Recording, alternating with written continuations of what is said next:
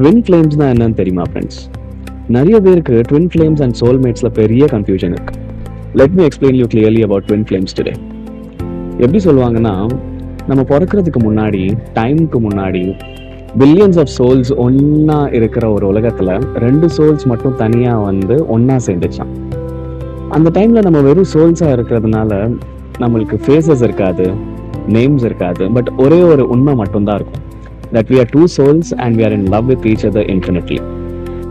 இவங்க 2 பேரும் ஒன்னா சேர்றத பார்த்து யூனிவர்ஸ் சொல்லிச்சு, நீங்க 2 பேரும் ஒன்னா இருந்தீங்கன்னா நீங்க இந்த உலகத்தையே மறந்துடுவீங்க.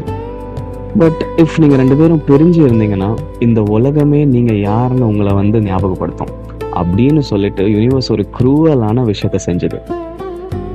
அந்த 2 பேரும் ஒன்னா இருந்த சோலை பிரிச்சு 2 டிஃப்ரெண்ட் ஃப்ளேம்ஸா மாத்தி நம்ம ஏர்த்துக்கு பெருவி எடுக்க அனுப்பிச்சது. அண்ட் அனுப்பும் போது ஒரு வார்னிங்கும் சேர்த்து சொல்லி அனுப்பிச்சது, தட் நீங்க திரும்ப கண்டிப்பா மீட் பண்ணுவீங்க. அண்ட் மீட் பண்ணும்போது எல்லாமே பீஸ்ஃபுல்லா இருக்காது. பிகாஸ் நீங்க 2 பேரும் மீட் பண்றது உங்களை நீங்க கம்ப்ளீட் பண்றதுக்கு கிடையாது, பட் எல்லா இல்யூஷன்ஸ் அண்ட் மாயாவை டெஸ்ட்ராய் பண்ணி உண்மை என்னன்னு காமிக்க மட்டும்தான் அப்படின்னு சொல்லி அவங்கள ஏர்த்துக்கு அனுப்பிச்சு வைக்குது.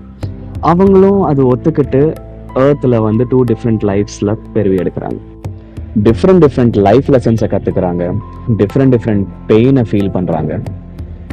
அண்ட் இதெல்லாம் நடந்ததுனால அவங்க லவ், அன்பு, பாசம் இதெல்லாம் வெளியில் தேடுறாங்க.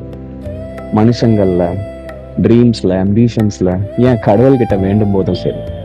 பட் எதுவுமே சரியாக ஃபீல் ஆகாது. 2 பேருக்கும் ஏதோ ஒரு மிஸ்ஸிங் ஃபீலிங் இருந்துக்கிட்டே இருந்திருக்கும்.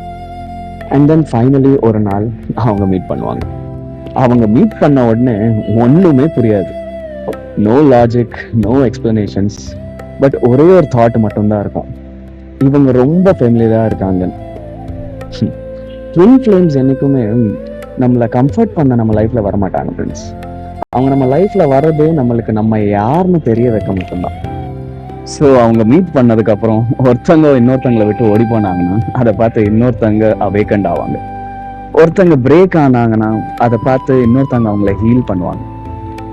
அண்ட் அவங்க இந்த லைஃப்ல சேரலனாலும் உண்மை எப்பவுமே ஒண்ணுதான் ஃப்ரெண்ட்ஸ்.